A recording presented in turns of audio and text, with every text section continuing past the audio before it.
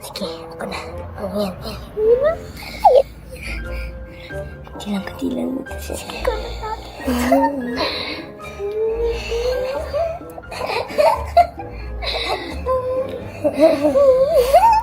Okay na siguro to, no? Sige po, damihan natin. Uy, okay na yan. Sige, sige. Okay na, sakta mo na. A few moments later.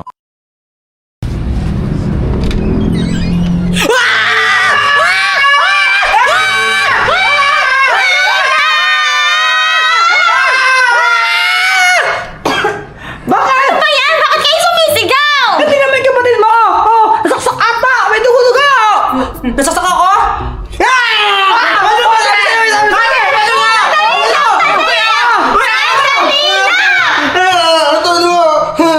Sandali lang! Ano ba yan? Kulot, totoo bang dugo yan? Totoo bang dugo yan? Hindi! Ano? Masakit ba? Kuya! Oh, prank daw! Kayo may kagagawa na to, ha? Kayo? Kayo? Apa!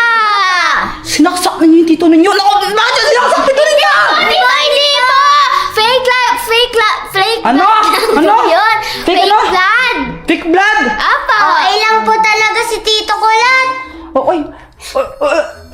Ibig sabihin, hindi totoong dugo yun, ha? Apa! Oh, fake lang naman daw pala eh. Oh! Umiiyak ang tito ninyo! Yari kayo, sinaksak nyo talaga eh! Ba't siya umiiyak? Oh, umiiyak siya! Ibo! Bakit siya umiiyak? Bakit siya umiiyak?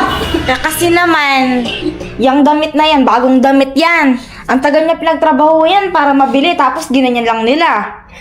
Naku, yari. Patingin nga niyan, patingin. Tatanggal pa kayo mancha nito. Tingnan mo. Feeling mo matanggal pa? Alam ko, hindi na matatanggal to, mancha na to.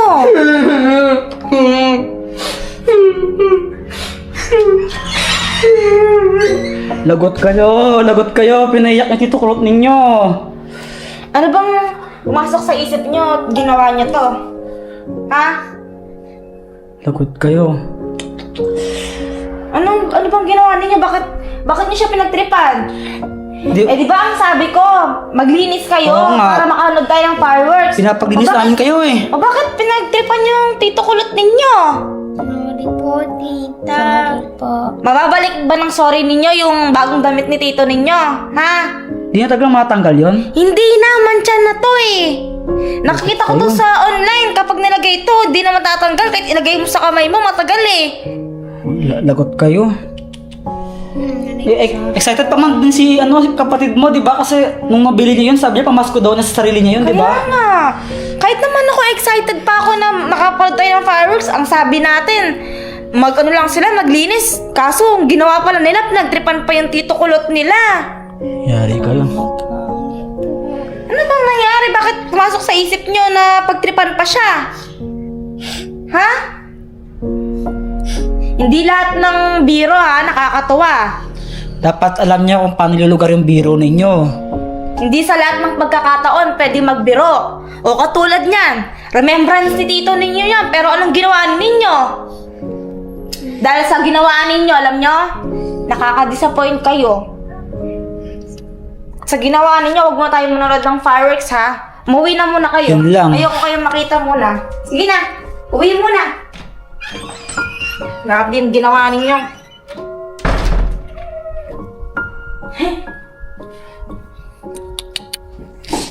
Okay ka lang ba, mahal? Nakaka-stress sila. Okay ka lang ba? Di naman harsh yung ginawa ko, di ba? Actually, medyo. Pero naiintindihan ko naman kung ba't mo ginawa yun kasi dapat ma-realize talaga ng mga bata na hindi sa ito pagkakataon pwede sila magbiro. Tsaka hindi lahat ng biro nakakatawa. Lalo na kung nakakasakit na sila, kung nakaka-argabyado ng ibang tao, ganyan. Di ba? Kung nakaka-perwisyo sila. Di sila bata pa kasi. Di pa talaga sila matured. Kausapin mo na lang yung parents nila para hindi masamain yung nangyari. Kasi baka mamaya, di ba? Ganun na nga. Ganun na lang siguro sabihin ko. Nakaka-stress. Akala ko pa naman makakapanood na tayo. Ganito pa yung nangyari. Excited na excited pa naman ako umuwi. Tay, anong gagawin natin? galit si tita sa atin? Hindi ko din alam. Shane! Sai! Oh! So ginagawa niyo dito gabing-gabi na? Eh, baka hinahanap na kayo sa inyo. Umuwi na kayo. Kasi po, sad kami eh. O ano ngayon kung sad kayo? Di kayo pwede maging sad sa bahay ninyo. Doon na lang kayo sa bahay ninyo mag-sad-sad. Huwag dito sa labas, baka hinahanap na kayo. Galit po kasi si tita. Eh, di naman sobrang galit yun. Na-disappoint lang siguro kasi nga, di ba, may ginawa kayo hindi maganda. Pero hupa din yun. Ang mas galit, alam nyo kung sino? Si Tito Kulot ninyo, paano ba namang siniraan nyo siya ng damit? Kawawa naman, yun na nga lang yung bago ng damit, siniraan nyo pa. Tito, ano po bang dapat namin gawin? Ano bang dapat yung gawin? Di nyo alam. Di ba po namin sinasabi sa inyo ng tita ninyo na kapag may nagawa kayong hindi maganda, matuto kayong mag-sorry. Mag-sorry kayo. Ah, okay pa. Oo, saan pupunta? Saan pupunta? Sa bahay niyo po, maghihingi ng sorry kay tita. Hindi kay tita ninyo. Kay Tito Kulot ninyo. Si Tito Kulot ninyo yung siniraan nyo ng damit eh. Sa kanya kayo mag-sorry. Kailangan pa ba yun? Ay, malamang, kailangan na kailangan. Sige na, pumunta kayo doon, punta niyo siya sa bahay nila. Mag-sorry kayo, sige na. Tito, Ano? samahan niyo po kami. Ay, may bibilin pa ako. Kayo na lang, kaya nyo na yan. Tito, samahan niyo na po kami. Ay, may bibilin pa ako. Tito! Tita! Bibilin pa kami, bibilin pa ako. Bibilin pa kasi ako eh. Ayoko. Ay, bibilin pa ako. Tito, samahin na po kami. Ito na lang nga yung bago kong damit. Namatsahan pa.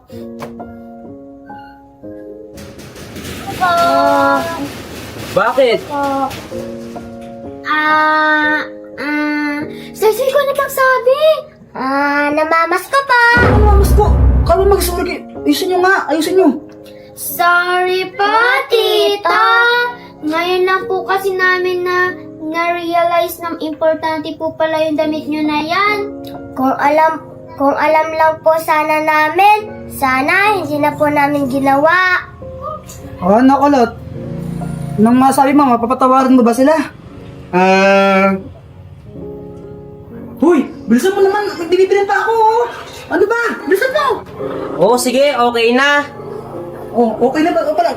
Bilisan ko to Wait lang. Yakapin nyo kita. Yakapin nyo kita. Hindi na, okay na.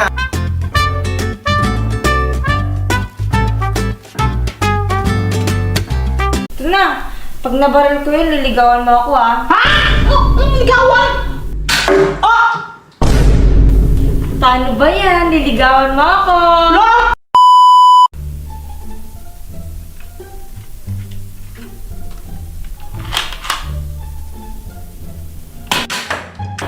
Sayang, di natamaan. Kuy, Jempoy. Pinatay mo ba yung wifi? Ha? Hindi na. Ba't ganun? Walang signal. May pinaprobong kidrami.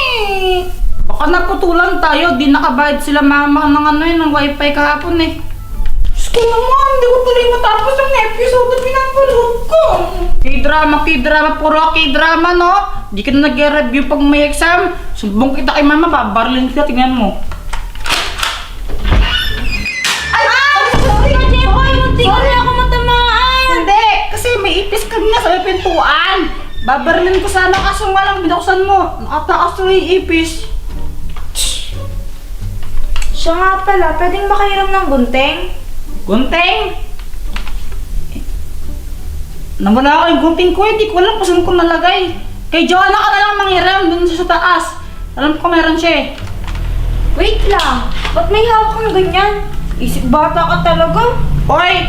Hindi sa akin to. Sa pamangkin ko to. Kanina kasi galing sila dito sa bahay. Eh, yung pamangkin ko niyan medyo malikot. Kaya yun, naiiwan niya itong laruan niyang baril. Pinakalaman ko na lang. Nagbaril-baril ako sa mga ipis dito. Ganun sa mga butike. Marunong ka bang gumamit niyan?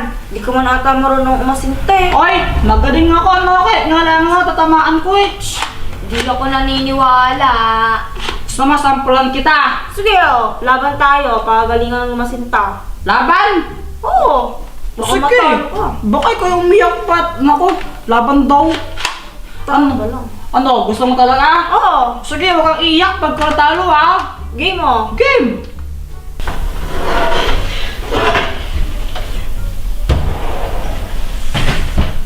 Ay! Baka gusto mo akong tulungan mo, hindi yung tayo-tayo ka lang dyan. Ayoko nga, ikaw lalaki, dapat ikaw gumawa niyan. Oy, gender equality na. Tulungan mo ako dito. Ay, na, hinahinang mo talaga.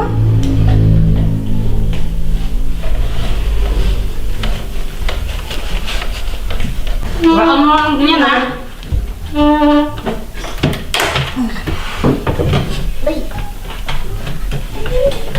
Pag ganun. So, ganito lang yung mechanics ng game natin. Dapat babarilin natin yung yung bote na yon, dapat matamaan yon. Tapos, kapag bumabaril ka nun, dapat di ka pwedeng lumagpas sa line na to. Halimbawa, ikaw babaril, dito ka lang nun. Game ka? Sige, game. O sige, ikaw na mauna. Pag Yan, nabaril, tama. pag nabaril ko to, libre mo akong Jollibee bukas ha. O sige.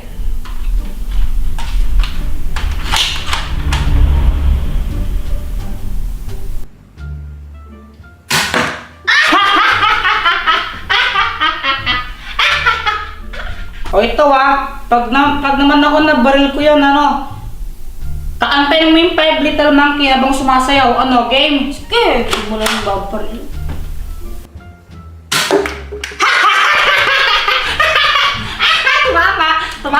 Tumama. O game. 1, 2, 3, go! Ako, di mo na patumba yung bote. Bakit? Di ba sinabi ko dapat matamaan, hindi mapatumba? Natamaan ko naman kanina, di ako panalo. Dapat sundin mo yung dear ko, ikaw yung madaya